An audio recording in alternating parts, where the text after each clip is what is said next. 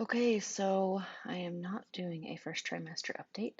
It's now March, so it's been almost a year. Still no luck on pregnancy. I did meet with a fertility specialist. They did a bunch of tests on my husband's sperm, which looked fine, on like my egg reserve. I'm 39 now, so be 40 in February. My egg reserve looked fine. They looked at my uterus, no adhesions or anything, but one of my fallopian tubes looked blocked. The left side looked blocked right up against the uterine wall. Could be a false positive, like if there was a contraction on the uterus, it could cause a false positive. Um, so that could explain why I have not been able to get pregnant after I think this month is like 10 cycles that we've been trying. She kind of recommended IVF. I'm not sure I'm willing to go down that path, but she said we should do it sooner rather than later just because getting successful eggs fertilized once I start pushing into my 40s might be more difficult. So um, we're kind of debating that. I asked her if we could do a couple months of like Clomid and IUI, which is intrauterine insemination. They like take Luke's sperm and concentrate it and put it in the uterus, and then give me Clomid to make sure I drop an egg on the right side, which I have the good fallopian tube on the right side. So we'll do a couple months of Clomid with like progesterone and HCG injections, and I think there's like some LH injections. Like there's a couple different meds I have to take, and then IUI, which is the intrauterine insemination. They'll put the concentrated sperm into the uterus.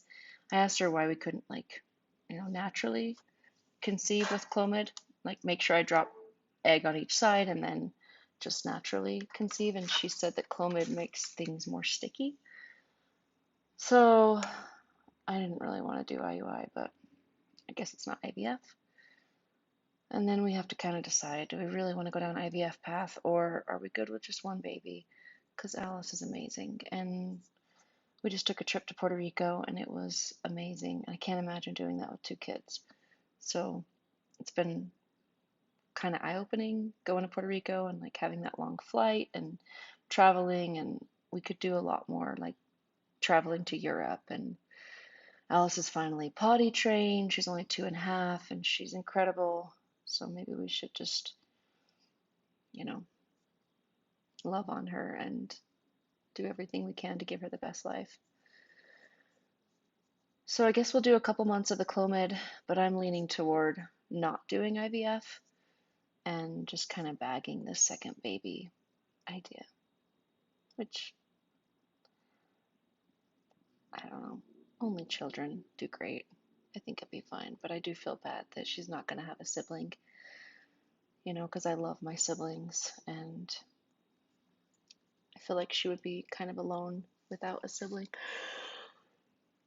And I have a good friend. We've been like pregnancy sisters. We got pregnant together with our first babies, had them in the same week together, and then got pregnant together with our miscarriage babies. Both got the same subchorionic hematoma, both had miscarriages, very similar timing, just a few months in between us.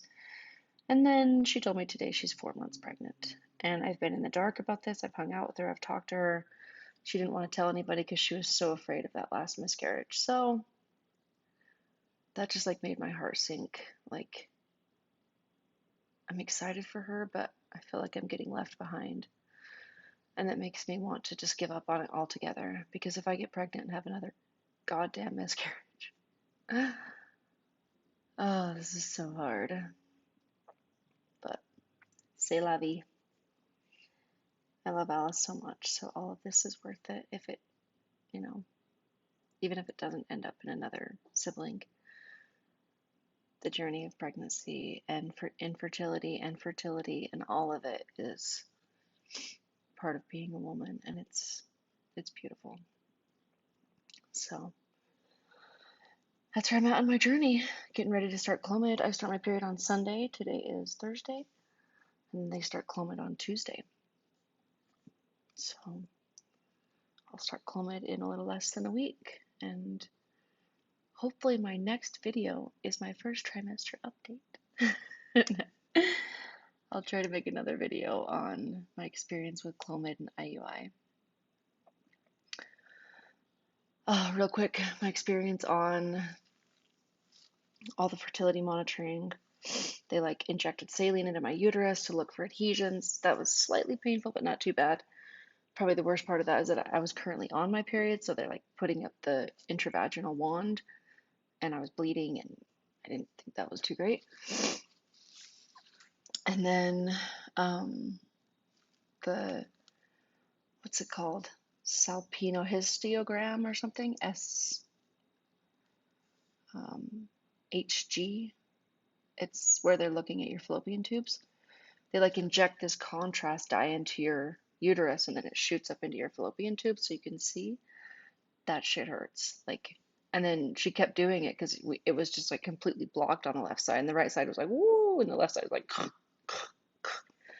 so she kept like injecting it. She's like, lay on your left side, lay on your right, like just trying to get it to push through, and it wouldn't. So that really, really hurt. And they told me to take like, I think they said 600 or 800 milligrams of ibuprofen prior to that. That was a good idea because it was pretty painful. But as soon as, she was done, I stood up and the pain was gone. It was just when she was injecting the contrast. And then they like take x-rays while they're doing it. So you can see on the x-ray immediately that the right side was just totally patent and the left side was just blocked. So that explains why it's been 10 months. And if I drop an egg on that left side, I pretty much don't have a chance. They said there's like a small chance that the right side can reach over and grab it from the left side, which is completely crazy to me, but whatever. But I pretty much have to drop an egg on the right side. And the fertility doctor said I probably have like a 5% chance of getting pregnant every month, which is so small. And then she said with the Clomid IUI, I probably have like an 8 to 10% chance. So not too great, but we've been going out this 10 months, so maybe with Clomid IUI, it could be like, I don't know, 3 or 4 months and I could get pregnant and then we could be done with all this. And then hopefully it's a valid pregnancy because at my age, it's pretty high risk of being a genetic abnormality and miscarrying. So go through all that again. That's why she recommends IVF. That's what sounds dreamy about IVF.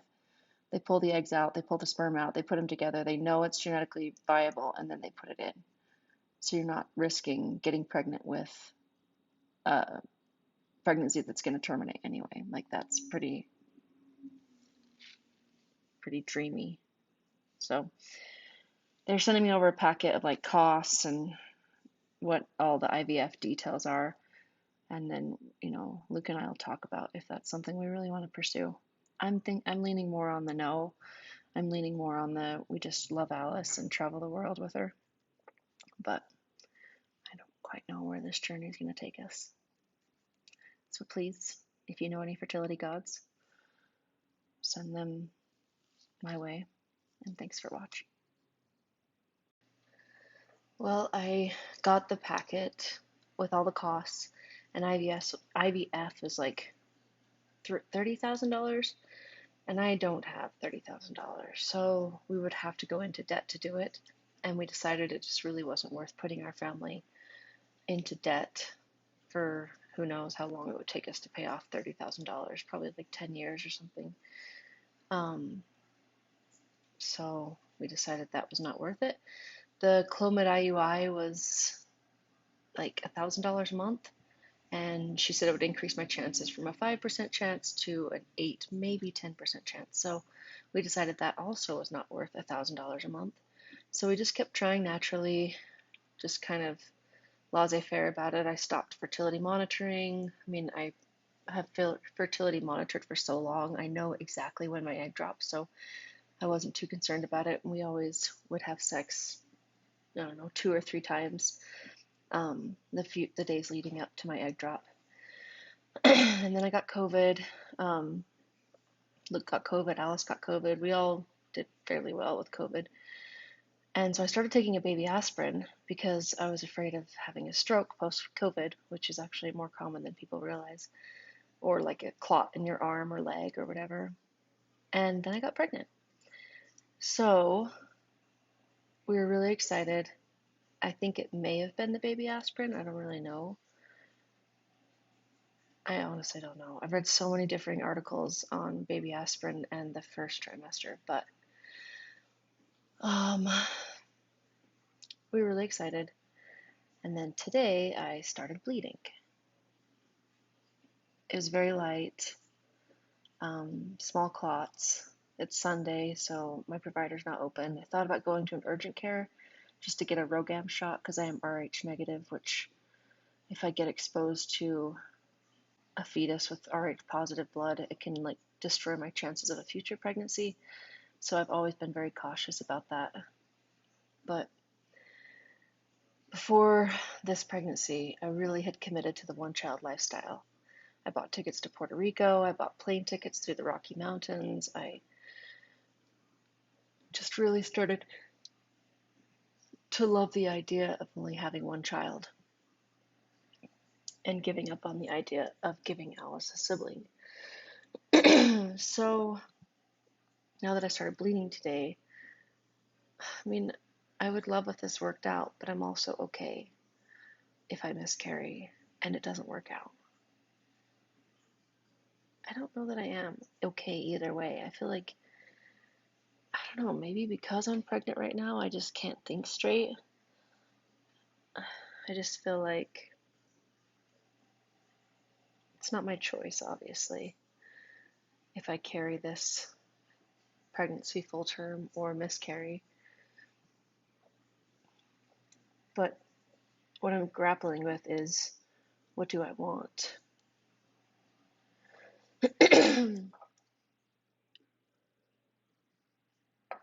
And if I really want a baby now that I've given up on the idea and I miscarry, am I going to keep trying? Because I'm 39, so if this pregnancy pulled through, I would be 40 plus a month. I turned 40 in February. I would be due in March. It's now July, the end of July. I'm about 5 weeks pregnant. Had some like brown clots yesterday night, and then today some bright red blood with some clots, and then it stopped. So I'm not bleeding anymore. I only bled for 24 hours maybe. No, 12 hours maybe. So I still could be pregnant, and I'm so tired. I absolutely could be miscarrying. But which do I want more? That's what I'm really grappling with. I guess it doesn't matter what I want because one of those two is going to happen. If I do miscarry, I just really hope I don't have to get another D&C. I hope my body can let it go naturally so I don't have to worry about going into surgery.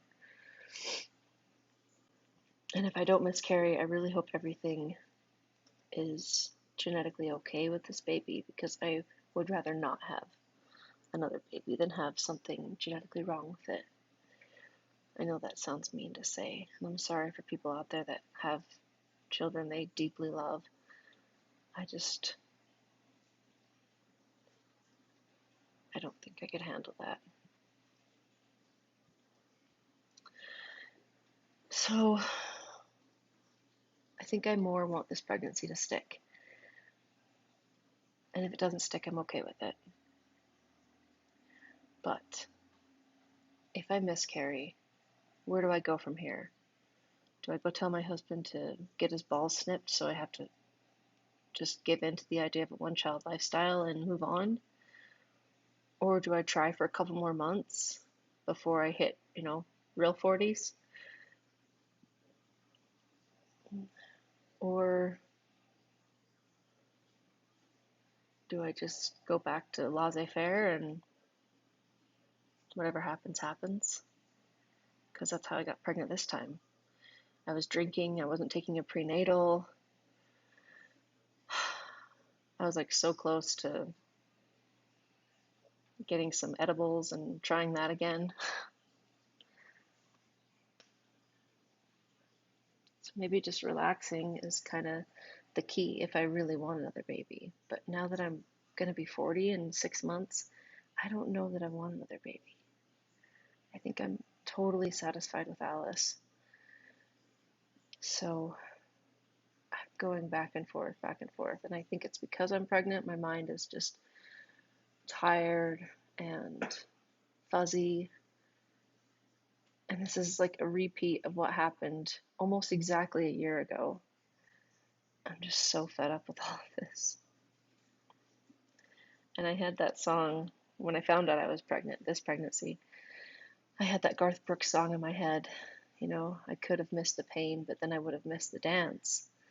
And I just kept telling myself, like, that miscarriage and everything that you've been through with infertility and fertility testing and trying and all that pain, it's going to be worth it in the end because now you're going to get a baby. And then today happened, and I'm just burnt out. I don't want to do this anymore. I just want to commit to my sweet Alice is 3 now. I just want to commit to her and stop worrying about a second child because I don't want it that bad. So that's where I'm at. Hopefully my next update is either a first trimester update or raising a beautiful single child. All right, thanks for watching. Okay, so I bled for about 4 days. I think I was like 5 or 6 weeks pregnant. And then I had a trip planned to go home to Utah at about 7 weeks pregnant, right before, 7 weeks pregnant. And my OB was like, come in at 8 weeks, we'll see what's going on. And I'm like, realized that Utah had just banned abortion. And I was heading out there 7 weeks pregnant, and I panicked. I was like, no, you have to do an ultrasound now.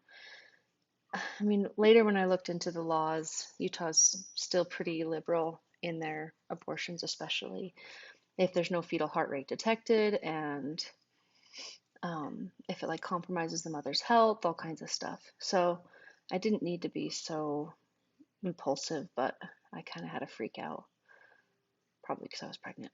So my OB did an ultrasound and everything looked great. There was no subchorionic hematoma. She has no idea where the blood had come from. So I was just losing my mind. I was like, I mean, I didn't know. I was still torn. Do I want a second kid? I think my mechanism to cope, I wouldn't allow myself to believe it was real. Anyway, fast forward, I'm now 13 weeks pregnant today, so I'm just hitting my second trimester. And everything looks good so far. We've got genetic testing, it's a boy. We got the 12-week ultrasound, everything looked good there. I'm going to go in for like the nuchal scan next week. And I still just like keep wondering when I'm going to miscarry, which is a terrible feeling. Like I can't bond, I can't accept that I'm actually pregnant, except for that I've been sick as shit. So that's a good sign, I guess. But I guess this is my first trimester update. First trimester was rough. Severe fatigue. Not as much nausea as I had with Alice, but severe fatigue, like 4-hour naps every day and getting 10 to 12 hours of sleep at night, which is hard when you have a 3-year-old to also take care of. Alice is wonderful though. She still naps like 3 hours a day, so I usually nap with her. She started preschool, so she's in preschool 3 hours a day, so that's really nice. What else? No like food cravings. Not really, even actually broccoli. I had a food aversion to broccoli for a while. Like it would just make me want to hurl every time I smelled broccoli, which I love broccoli, so it's weird. But yeah, no real aversions or cravings. Not severe nausea, but just felt like a hangover all the time, like really fatigued and just not much appetite. My last couple scans, I have lost weight, but not much, just a couple pounds, so I'm sure I'll gain it back pretty quick. what else?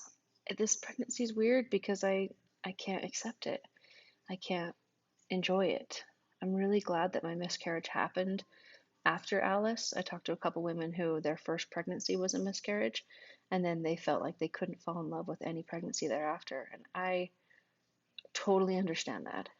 A pregnancy after a miscarriage is it's hard to cope. You don't want to fall in love with it.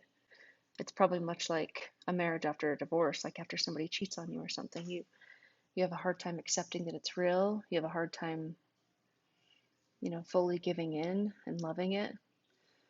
Even though I know it's a boy and I've gotten past my 12-week ultrasound and everything looks healthy, I'm still struggling to accept that this is going to happen in March. I'm planning for it, obviously, but deep down inside, I just keep wondering when I'm going to miscarry, which is an awful feeling because I can't bond. Yeah, it's really different. So I asked my buddy that also suffered the miscarriage around the same time I did. I said, how do you relax this third pregnancy? And she's like, when I asked her that, she was like 38 weeks pregnant, and she goes, I'm still not relaxed. Like, it still haunts me. So I guess until you have the baby in your arms, like, what loss feels like. I don't know. This is supposed to be a first trimester update, but still, I'm just talking about miscarriage. I guess that traumatized me more than I'd like to admit. But first trimester with a boy. Less nausea, more fatigue. Oh yeah, and my husband will not circumcise him, so that's been kind of an argument between us. I gotta figure that out. I was really hoping I'd have a girl.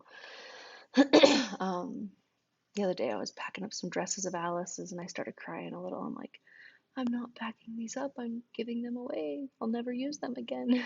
Which I just figured I'd have a girl, and now that I'm pregnant with a boy, it's like hitting me. I'm like, oh, I wanted two girls, I wanted sisters.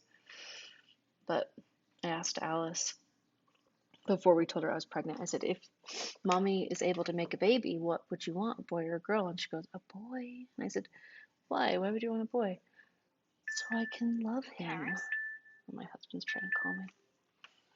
So I can love him. And I don't know what that means. She's obsessed with her dad, so she probably, feels like it would be more like Luke. She's so obsessed with Luke. So I guess I'll do a second trimester update when I get there. Just trying to relax and get lots of naps and accept that this is going to happen and bond with this pregnancy as much as I bonded with my first pregnancy. Because my first pregnancy, as soon as I saw that positive pregnancy line, I was like, we did it. We're going to have a baby at this date. And this is what we're going to, name her. And like, I knew everything from 4 weeks pregnant. So it's totally different. I'm 12 weeks and I still just barely canceled. I'm actually 13 weeks today. And I just canceled my Puerto Rico tickets like 4 days ago that I had bought about 6 months ago. But the flight is on my due date. And I waited until just now to cancel them because I kept thinking, I'm going to miscarry. But after the 12-week scan, my OB was like, yeah, this is looking pretty good. Like, it's probably going to happen. You should probably tell your boss. You should tell your family. You should tell your 3-year-old daughter. You should cancel your Puerto Rican tickets. And I was like, oh my God, this is really going to happen. We're going to have a sibling for Alice, a boy at that. So I think it's really going to happen.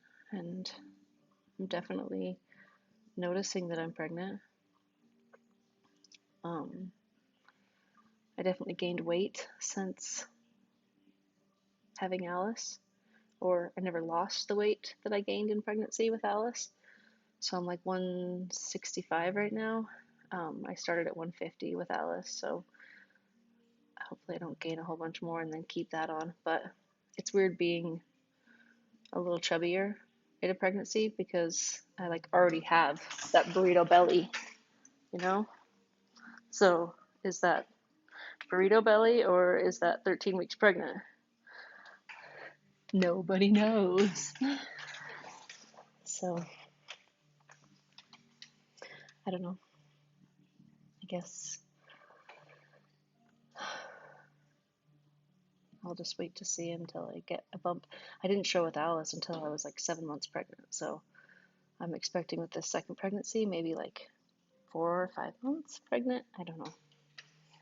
I just feel a lot chubbier now than I had a pretty flat stomach when I got pregnant with Alice. Anyway, that's my first trimester update. I'm excited. I really am. If this all works out, I'm really excited. It's going to be amazing. And if it doesn't work out, I'm not trying again. I'm done. So yeah, I'll be 40 at delivery. I turned 40 February 4th. Currently, it's the middle of September, and my due date is March 23rd. So I'll be almost 40 in 1 month. I'll be about 3 weeks over 40. So, whatever.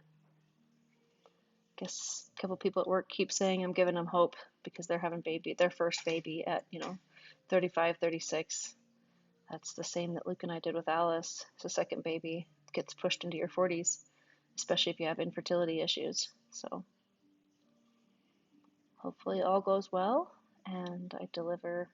Probably going to go for another planned C-section just because my first C-section was so seamless. And I'll get my tubes tied. So we'll be done. I guess I'll do an update for second trimester. Wish me luck that I can accept it and bond with it and be excited through this pregnancy. Thank you.